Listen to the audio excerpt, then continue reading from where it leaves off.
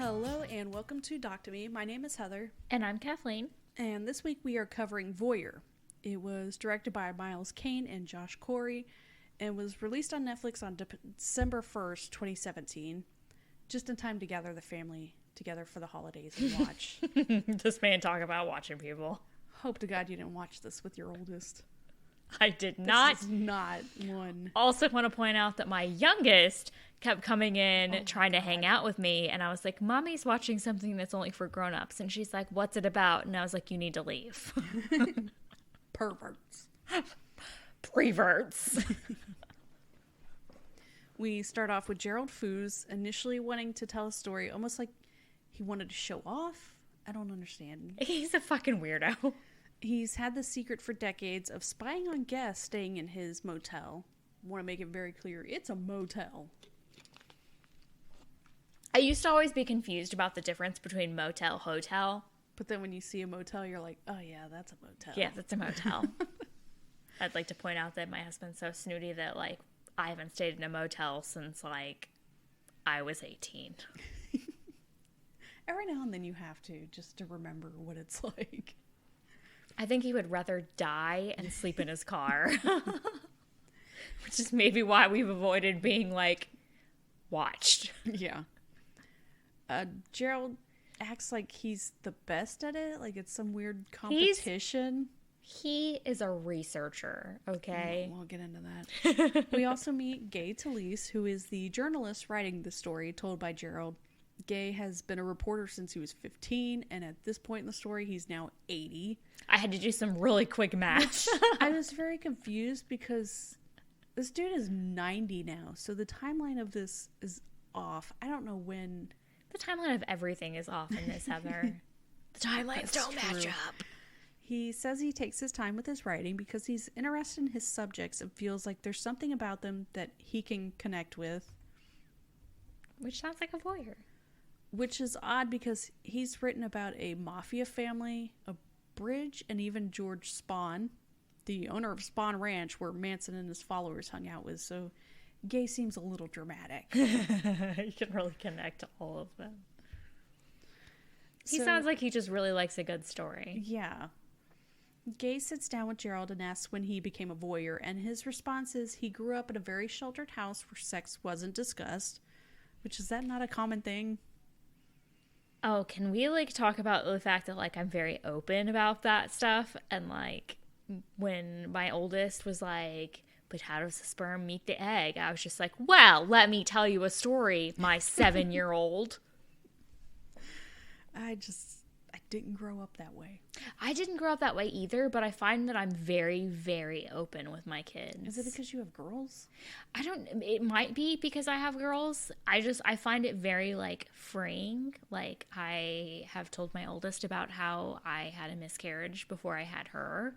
And I just, oh God, earlier today I was like, well, your dad and I had you very early into our relationship. And she's like, I know. And I was like, well, that was because you were not really exactly planned, but you were very wanted. And she's like, and then I was like, but don't feel bad because your younger sister was also unplanned. And she was like, how do you do that twice? Well, and I was like, well, let me tell you a story. Mommy likes wine. About birth control. About some failed birth control. Yeah. And also, apparently, you're extremely fertile after a miscarriage. And I feel like doctors should remind you every time that they give you antibiotics. Antibiotics, yes. Because like, that's hey, what bitch, happened with my oldest. Yeah, like, hey, if you don't want to get knocked up, maybe you should use a condom. My youngest was literally because I let insurance lapse, so I didn't have birth control. I didn't want to spend $10 for birth control. That one bit me in the ass. Youngest was antibiotics. Oldest was just fuck up. I wonder what it's like to be an adult who has, like, a planned child. Does that even exist, really?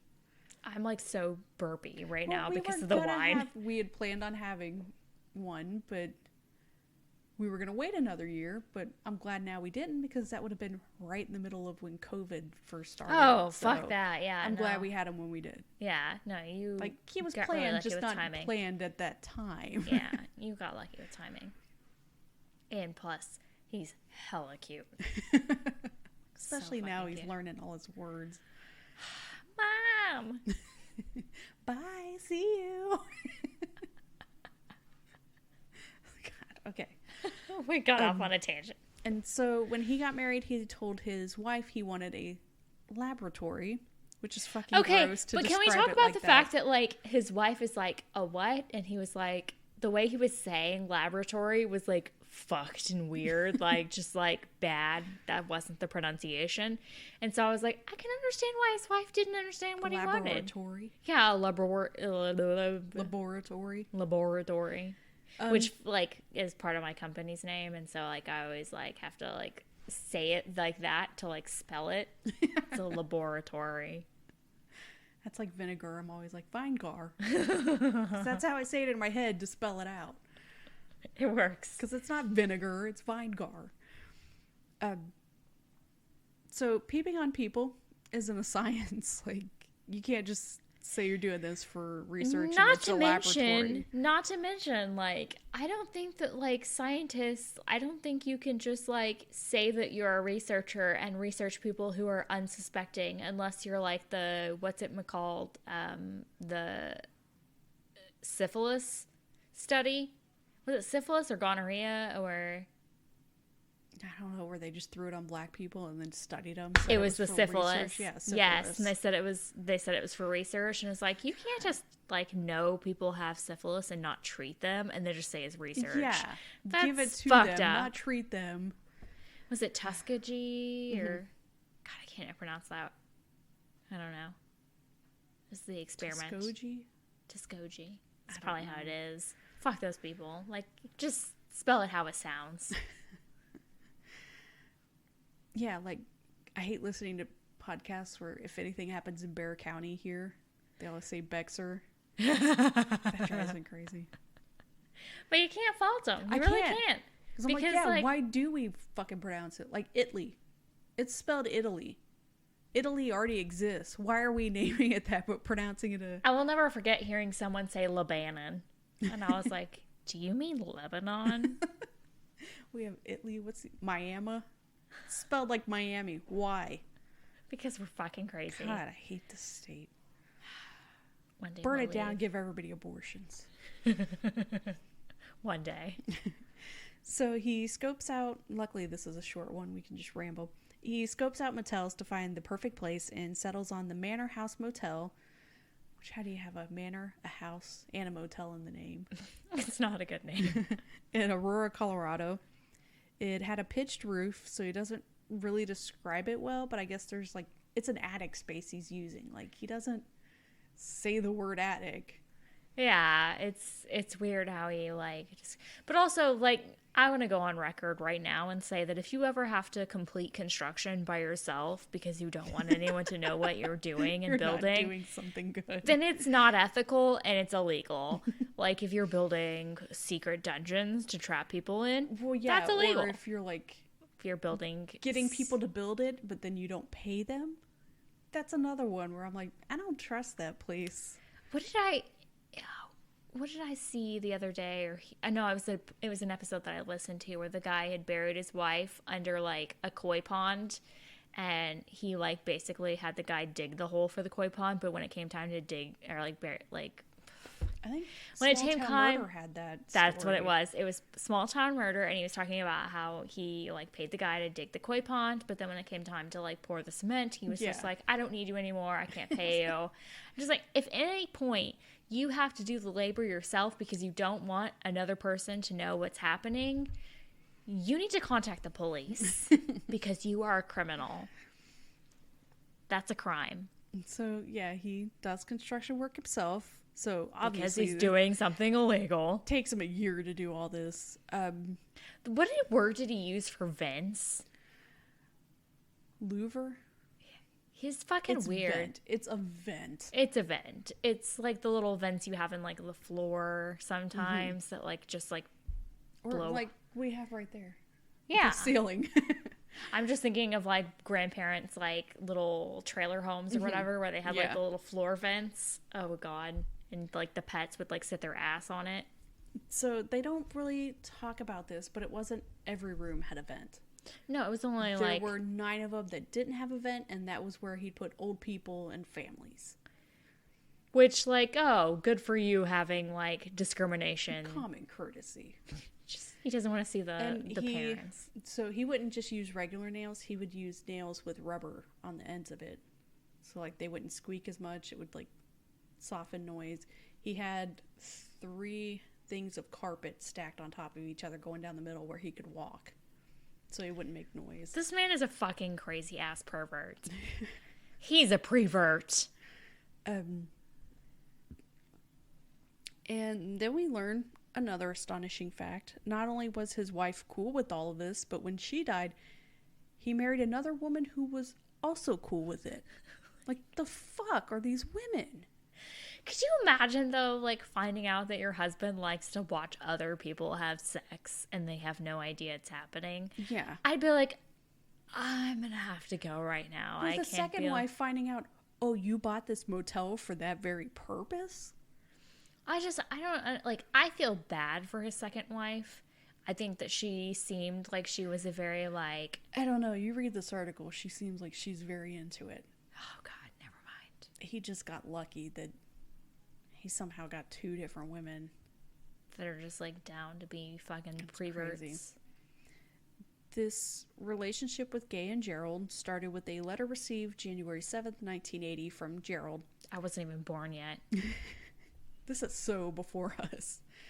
Gay had been working on a book titled Thy Neighbor's Wife. Thank God, though, could you imagine, like, if we were, like, victims in this? That's so weird. That being said, I don't have sex in motel rooms. No. Hotel rooms, maybe. No, even then, I don't know. I watch too many of those shows where it's like, look at this black light. Oh, God. Semen everywhere. They say body fluids, but it's semen. So much semen. There's semen everywhere. It's always semen. He was working on a book titled Thy Neighbor's Wife, basically about how the culture of sex has changed since World War II through the 70s, which is pretty scandalous at the time. Which, like, now we're just like, well, duh. Yeah. Even more so by the fact he lived in a nudist colony that practiced free love. I am confused by the statement that, like, he was saying that, like, he, as a reporter, had to take part in it to really, truly understand it. Like, is he saying he cheated on his wife? Yeah. Because even they asked his wife in the crowd, like, how did you feel about this? And she's like, I was fucking pissed. Yeah, like... That's what I was saying. Like, I hate both of these guys. Yeah, they're both fucking assholes. So this sounds like something Gerald feels he could contribute to or even get his own book out of it. So yeah, Gay... It's like, I know about free love. Yeah, Gay... And watching free love. Agrees to meet him, and he flies out to Colorado to visit the motel and even does a little peeking himself. With his little tie. God, yeah. He wants to write a book, but Gerald refuses to allow his name to be used, so the book idea just kind of sits on a shelf for 30 years. But they continue this weird friendship. By the time Gerald finally agrees to allow his name to be used, he had sold the motel years ago, and they both feel any statute of limitation on crimes have long run out. Which I don't know about that. Oh, I don't know. Like, was it in Texas rape is like 7 years? Yeah. Don't get me started on that. You're lucky if your rape kit gets run in 7 years. Whatever story they tell is going to be excerpted in the New Yorker and later a book published by Grove Atlantic. Gay goes to talk to a woman. I'm not really sure what her job was, but she wasn't a lawyer. Gay's describing Gerald as this type of person who doesn't seem like a pervert. Why, he could be a regular old salesman or working at Avis Rent-A-Car. I don't know why he specifically said that company, which is a load of shit because Gerald looks like a dude who would own a porn company or at the very least would audition young models. Like, he looks like a creep. It's hard to hide that creep factor. Yeah. Also, he was peeping on his aunt when he was hitting puberty, and that's because that became his jack-off material. Did I understand that correctly? And his fixation for big boobs came from his aunt. Like, that's fucking weird. Yes. If my husband ever came to me... It's also different because it's his mother's sister, not his dad's sister. Like, for some reason, that feels even creepier. Grosser, yeah. Like... If my husband ever came to me and he was like, I used to watch my aunt and masturbate to her, I'd be like, and she's I have still, to like, go. My fantasy of the ideal woman. Yeah, like, I'm going to have to go. Like, it's been great. Don't try and contact me. And I will not be showing up at Christmas with your family. Don't see the children, yes. Please. And I hate that he keeps insisting he's a voyeur, not a peeping Tom, which... It's the same fucking shit. Well, if you're doing it solely to watch people having sex or spying on someone for masturbatory reasons, like, you're a fucking peeping Tom. That's like earlier I told my husband about this documentary, and I was like, he said he was a sex researcher and the, like, biggest in the world or whatever, blah, blah, blah. And he's like, was he masturbating during it? And I was like, oh, yeah. And he's like, then he's not a fucking researcher. He even talks about in the article how before he had the motel, he would drive around and peep through windows of people's homes. Like, that's a peeping Tom. I don't know a better definition of a peeping Tom. If you're just peeping, you're a peeping Tom. He keeps insisting it's for research, but, like... Research doesn't lead to masturbation. What scientific paper have you published?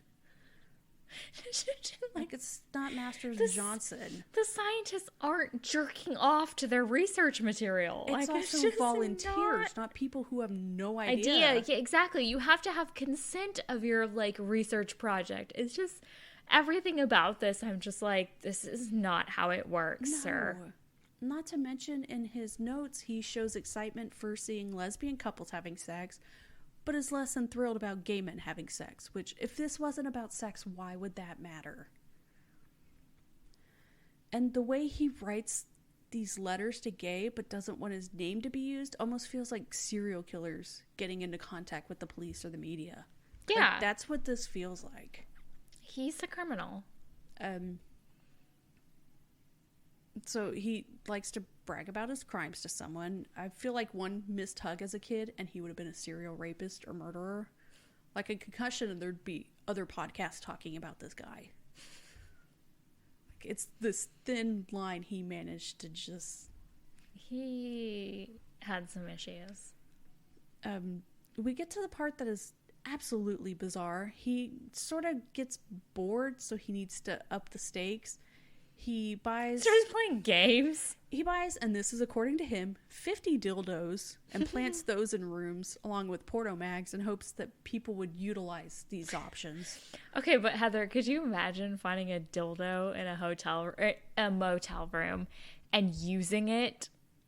Think of where that dildo potentially has been. I see it, and I'm thinking, the cleaning people here fucking suck that they somehow miss this. It's a giant fucking dildo. I don't understand. I'm just going to use this strange dildo.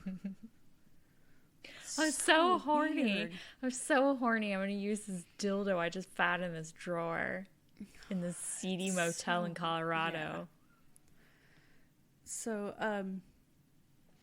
Yeah, he also does weird mind games with people by leaving empty suitcases in their rooms and then, like, setting up a situation where saying loudly, like, oh, this guest left behind a suitcase with $1,000 inside. And then he'd sit up in the attic and see how people react, like if they'd open the suitcase or... It's like some so weird mind study. Like, just find another hobby. We get to some crazier shit. He's spying on a guy who I guess was a long-stay guest who was dealing drugs out of the room. Gerald is upset by this because his own son has a drug problem. So rather than calling the cops and telling them, like, hey, I think this guy's dealing drugs... Or, like, one of my maids thought the vent looked weird. I peeked in. There were drugs. He doesn't do any of that. No. He takes the drugs out of the vent and flushes them down the toilet, which is fucking stupid. So the dealer comes back to his room, sees his drugs are gone, and blames the only person who would have known they were there, which would be his girlfriend. Which, like, a way to get someone... never mind. Because, who would suspect the motel owner of climbing around in an attic, spying on you and seeing you were stashing drugs in that vent? And he didn't even get to see you having sex. Fucking shame on you. So this guy beats the shit out of his girlfriend, chokes her unconscious, steals money out of her purse, and hits the road. And Gerald is so shaken by watching this. He didn't even continue watching that night. Yeah, he stopped observing the rest of the night. It was just so disturbing. Fucking fuck. And he says he doesn't call the cops because last time he told the cops, like, hey, there's drug dealers here, the cops didn't do anything because he would have to say he was a witness instead of, I don't know, making up a story. Any story. It's not that hard. You're a business owner. The cops are going to respect you, like, whatever you say. So he just waits until the next morning when the cleaning lady has to go and finds the body. Which is so fucked up. Like, he let his employee find this woman's dead body, and it's just like, no big deal. Yeah. It's part of her job.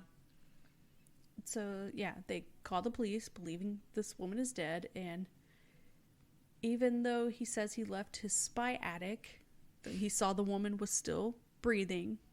She was unconscious. Which clearly was not. No. I've never heard that. Where you're unconscious, but you're still breathing, and then you end up dead? No. She was dead, and he just ran.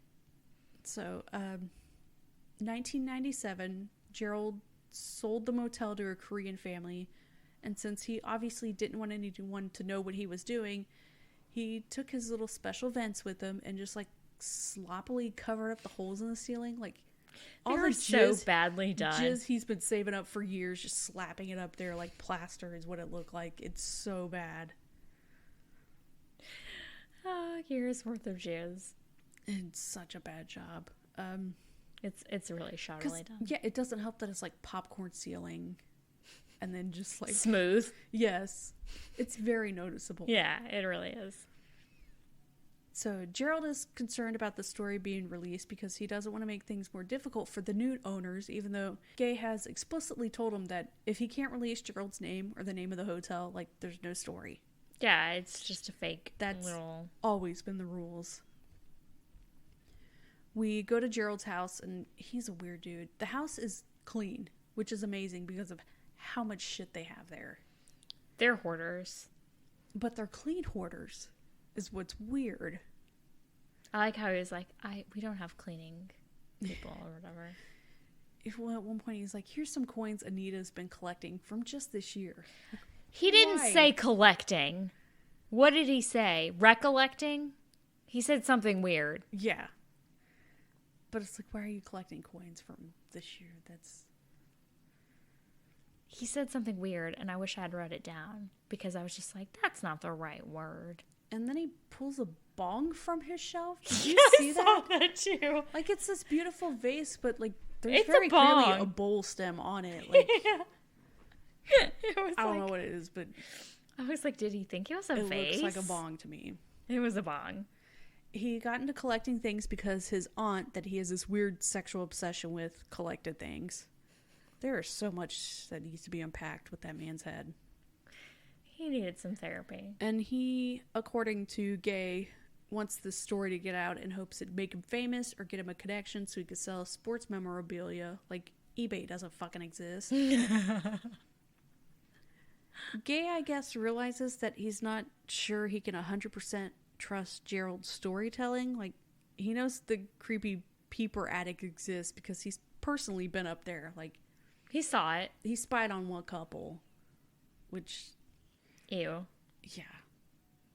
Yeah, we didn't even get into that. Like, he leaned down so far his tie went through The the vent. vents. And was like, He's he like, said, and it was like, just- it's feet above this girl giving oral sex. But if you read the article, it says yards, which I'm like, that's kind of... That's a difference. Like, how short is the ceiling in this room? That's Well, like when feet he said away. feet, I was like, that seems weird if she's just down giving oral sex. Like, how high up on the bed is she? It's 5 foot tall ceiling. It's a platform bed.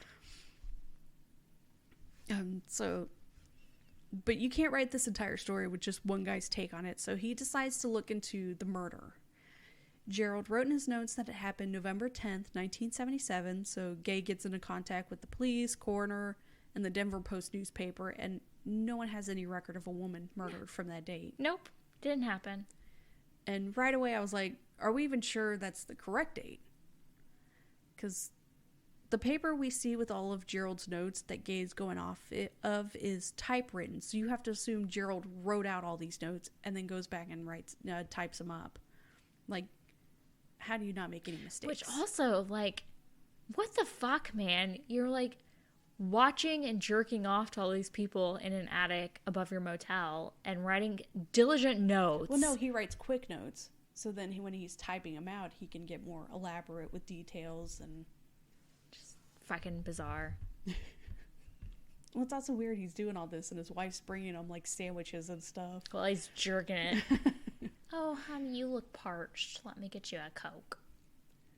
So, Gay's, I guess, assistant does find a record of a woman strangled 2 weeks prior to that date at a different motel nearby. Which, like, I feel like at any date, no matter when it was, what year, like, if someone was murdered at his motel, like, it would have been pretty easy to find. Especially looking at newspaper stuff. Yeah, like... How many women were murdered at his motel? 0. So now Gay is struggling with, like, okay, did he make the story up? Like, but why would you make up a story like that makes you look like an asshole for not calling the cops? And if he made up this weird story, what else could he have made up? Everything. And Gay keeps repeating himself about how Gerald isn't a reliable person. And the New Yorker has amazing fact checkers, and he seems really worried about the story, which makes me wonder, why would you go through with it? That's what I wondered. Like, you keep second guessing yourself. Why would you write a story that you hadn't verified and couldn't verify? Because you're apparently this big famous journalist who writes all these amazing stories, but yet you're just letting this one slide through because it's a great story. Right. Like, he didn't want to be a fiction writer, but, like, why would you not look into it? You're wasted so much time with this. And it's not even like a little bit of time. This is decades worth of back and forth with these guys. Gerald didn't even have the correct date of when he bought the motel. That was fucking crazy to me. And it's not like he's off by like a couple of days or the wrong month. It's years. He says November 15th, 1966, and they find a copy of the deed that says July 31st, 1969. So 2 completely different dates. Like, the month doesn't add up, the day doesn't add up, the year doesn't add up. No. So Gerald's excuse is, well, maybe the number could have been inverted, blah, blah, blah, 66, 69, which, again, doesn't make sense if, like, the month, the date, none of that adds up. Yeah, and didn't he have, like, stories of, like, things he had witnessed? Yeah, he started taking notes in 66, so that logic doesn't work when he's got multiple entries with, like, the 66 year, 67, 68. Like, that doesn't add up. No, it doesn't. It doesn't sound right at all. So I don't understand why they're just like, oh, he just messed up the dates. Like, okay, but where did he get all these extra years? Yeah. So you would think with that, you would just call BS. Yeah, like, okay, this isn't going to happen. That's something so simple that is fucked up. Was he a weird motel owning peeping Tom? Yes. That's the end of the story. Like, you could tell this, like, as an icebreaker at parties. But to write a whole article and later a book, it's not book worthy. No. You have to assume his notes are fiction because the dates are impossible from the very beginning. I don't understand why, as a journalist, you're still trying to tell the story. And then this article not only gets published, but it's featured on the front cover of the New Yorker. You don't get bigger than that. No. I feel like he said that. So yeah, the story hits the news media, and Gerald is angry that Gay mentioned the $1 million card collection because he's worried if he gets sued... You do not discuss a man's money. He's worried that if he gets sued, he'll lose all that, which doesn't make sense because he had 2 motels. They never mentioned the other one. He had 2. Sold both of them. Has this huge house. It is a huge fucking house. But he's worried people are going to think he has money because of baseball cards. It's quite a collection, Heather. Okay, don't downplay his baseball cards. I can't state how big that house is. Like, it's a beautiful house. So, yeah, newsflash, people are already going to think you have money. And he's angry that he didn't get to sign off on the article before it was published, which that's not how that works. No, you, like, fucking tell them your shit, and they just write what they want. And he feels Gay is getting all the stardom and not him. You're the peeping Tom.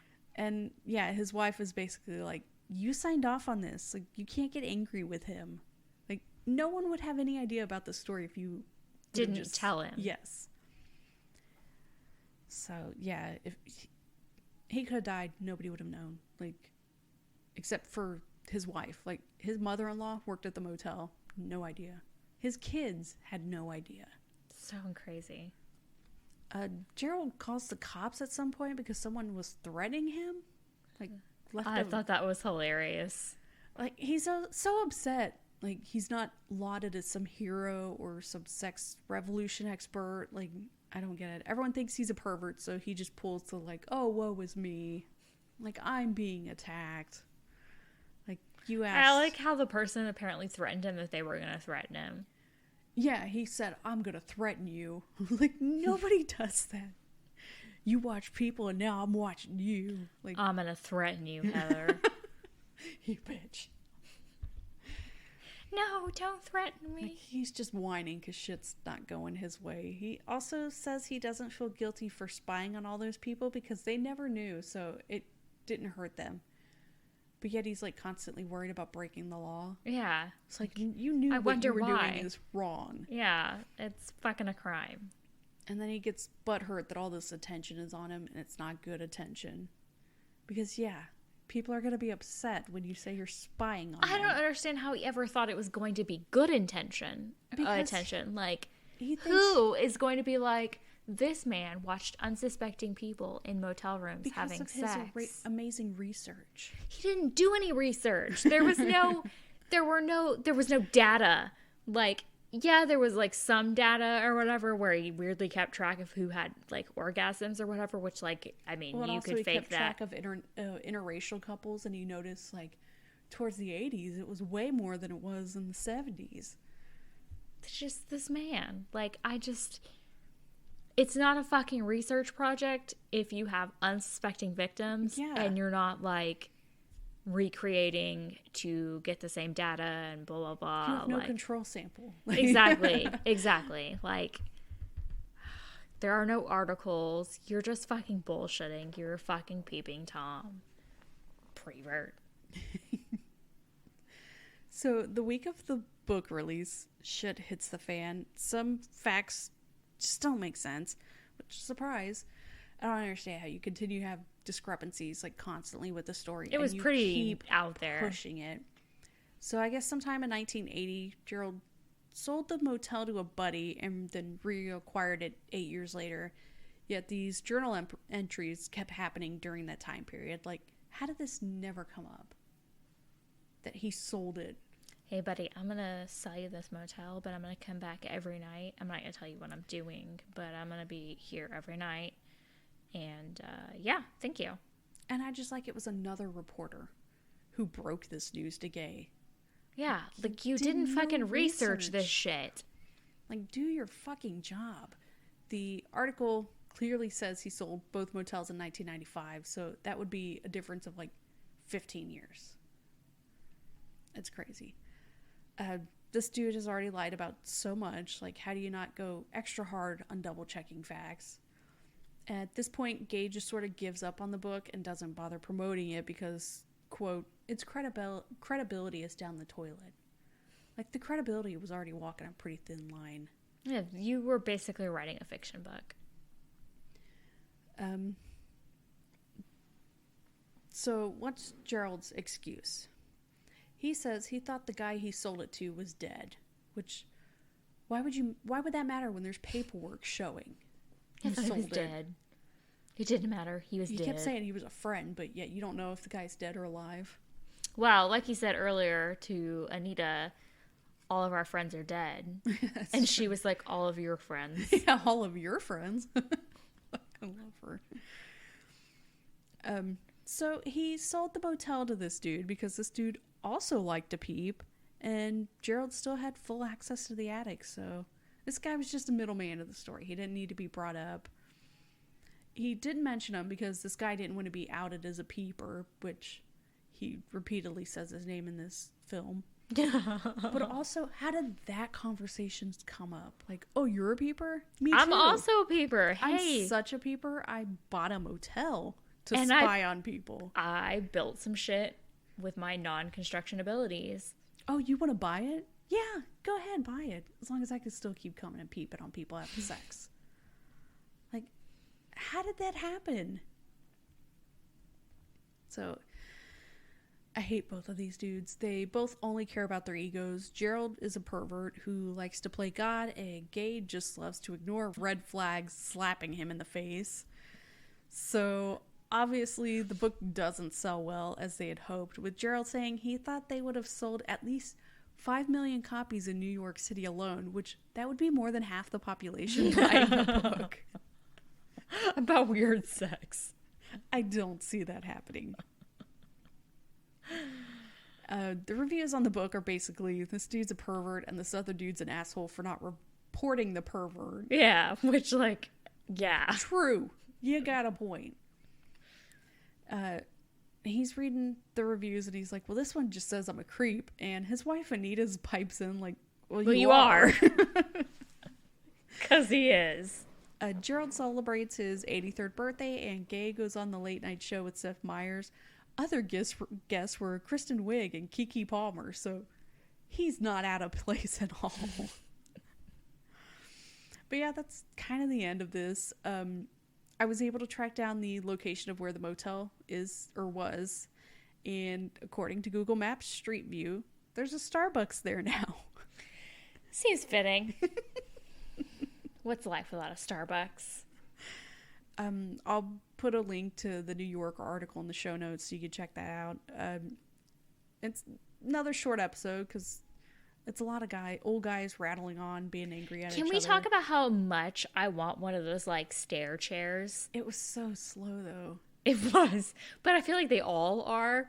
I don't ever think I've seen one that, like, moved quickly. One of those, like, chairs that rolls down the stairs. I just like how it went around the corner so slow, and like he's bracing.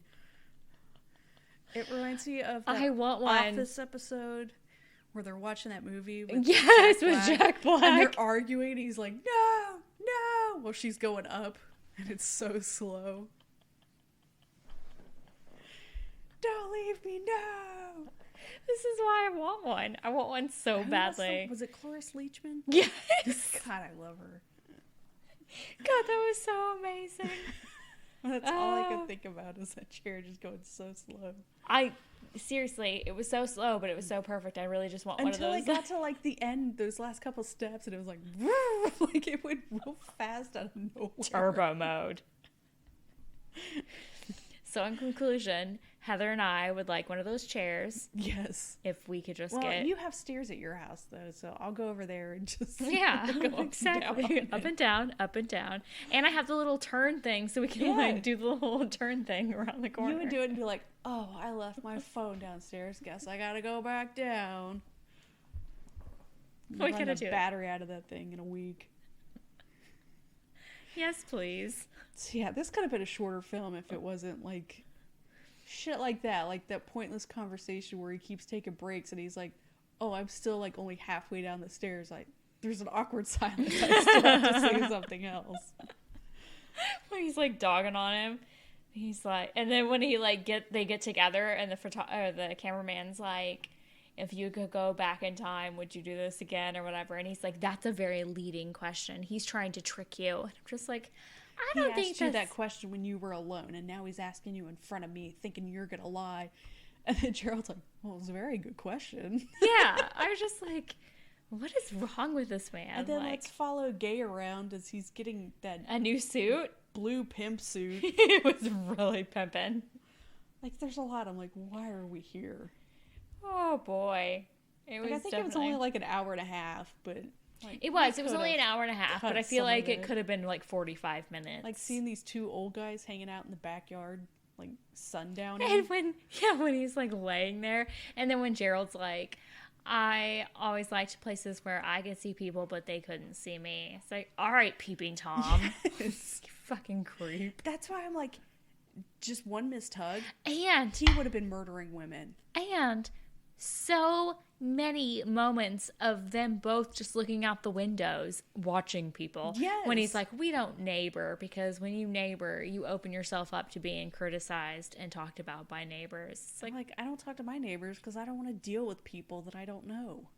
It's like, I don't talk to my neighbors just because I have social anxiety, but I'm not worried about them like talking about me. No. And also, I don't stare out the window at them all. No. And when she went out to get the mail and that thing, the truck car, drove by, yeah. and she was like turning, she was like, oh. Well, I can understand that. Like, maybe she thought it was like media or someone to take a pictures because she turned her back to him. But maybe, but like, I feel bad for her, just in the sense that like, she seems happy though. So gross. Yeah, the article also mentions, like, if it was women in town staying at the motel or nearby, like, once they left, he would follow them home. Which, that's even more criminal. Like, this is not, you're not a researcher. No, it's probably not research. It's just Gay not. even keeps referring to him as the voyeur. And I'm like, no, he's a pervert. He's a peeping Tom. He's a prevert. This isn't cute. Like, Okay, but also, like, when he was talking about, like, he may have inverted the numbers, when he was all like, it's a potentiality. Did you not laugh? There's like, a lot of words he says. And I was like, that's not right. a word. That's not right. That's not right. I don't think so. I don't think so. It's a potentiality. Oh, but yeah, I looked. They're both still alive as of recording. Which I saw that Gay is definitely, he's like 90, and I was just like, yes. holy fuck. These guys are old as fuck. And I mean, this came out in 2017, and they were already old then. It's shocking. It's incredible. Especially because Gerald doesn't look like he's in the best health. Yeah, he sold both of the motels in 95 because his knees were bad and he couldn't walk up the ladder to go peeking. I like how he's like, you know, in my younger days, I could jerk off like 2-3 times. Yes. But it's not sexual. But it's not sexual. But like, now that I'm older, like, which, yeah, I mean, I remember like banging it out like 2-3 times in a row. And then like, now it's just like one and done. You gotta stretch first. Yeah, you gotta stretch first. And you throw out your neck and you're just like, I mean, we can fuck, but I'm not gonna turn my head. The next day, you're taking a little longer to get out of bed. Yeah, I mean, I get it. It's not easy getting older. But, you know, the fact that he's like masturbating and he's a researcher, like, I don't think that's how it works. Oh, sir. can you imagine a black light up in that attic? I didn't even think about that till now. So in conclusion, it's fucked up. I gagged a little bit during the entire show. It's just like, not to mention his like 70s/80s like porn star sunglasses. I'm just like, do you actually need to wear those, or are you just wearing them because they fit your persona? Like, it fits the persona. So yeah, he's gross. They're all criminals. This is gross. There should have been jail time. Check where you stay. Seriously. Check the vents. Yeah, like, also maybe don't have sex in seedy motels. Or do, if that's like your cup of tea. Hey, if that's your thing. Like, I don't want to yuck anybody's yum, but spying on people having sex, like, that's a crime. You could easily do it, like, as a willing participant. Like, there are lots of people out there that like to be watched. Absolutely. I'm not one of them. But to make somebody pay you to stay in your motel and then spy on them. I think of that episode of Small Town Murder when he's like saying that the one girl murdered the other girl because like she said that she had seen her having sex and it was really disgusting.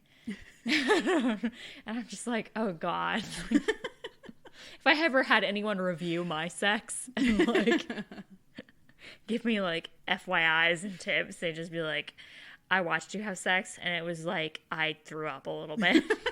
It was so gross. I want to murder you. So it can never happen again. No. So, yeah, it was a good one, but also gross. Mm-hmm. It's hard to recover after this one. Oh, the media one. Oh, yeah. The Jenny Jones ones. Next up, getting killed for being gay. Bye. All right, we'll be back next week. Bye. Thank you for listening to Doc to Me. The opening music is by Twisterium. For comments or suggestions, we can be reached by email at doctomepod@gmail.com. Find us on Twitter at doctomepod and find a link to our Facebook group in the show notes. Thank you.